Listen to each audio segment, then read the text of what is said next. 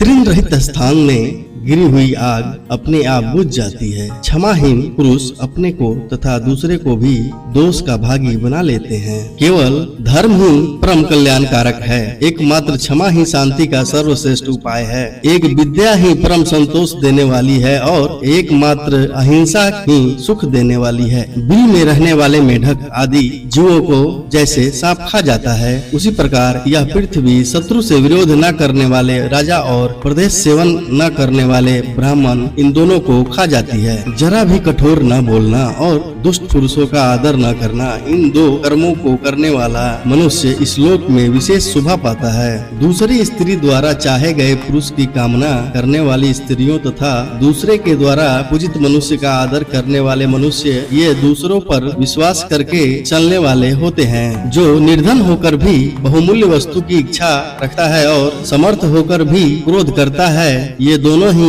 अपने शरीर को सुखा देने वाले कांटों के समान हैं। दो ही अपने विपरीत कर्म के कारण शोभा नहीं पाते। अकर्मण्य गृहस्थ और प्रपंच में लगे हुए सन्यासी हैं। ये दो प्रकार के पुरुष स्वर्ग के भी ऊपर स्थान पाते हैं। शक्तिशाली होने पर भी क्षमा करने वाला और निर्धन होने पर भी दान देने वाला। न्याय पूर्वक उपार्जित हुए धन के दो ही दुरुपयोग समझने चाहिए। अपात्र को दो और सत्पात्र को न देना। जो धनी होने पर भी दान न दे और दरिद्र होने पर भी कष्ट सहन न कर सके, इन दो प्रकार के मनुष्यों को गले में मजबूत पत्थर बांधकर पानी में डुबो देना चाहिए। ये दो प्रकार के पुरुष सूर्य मंडल को भेद कर उद्गति को प्राप्त होते हैं। योग मुक्त सन्यासी और संग्राम में लोहा लेते हुए मारा गया योद्धा। मनुष्य की कार्य सिद्धि के लिए उत्तम, मध्यम और अधम ये तीन प्रकार के उपाय सुने जाते हैं। ऐसा वेद वेता विद्वान जानते हैं। उत्तम, मध्यम और अधम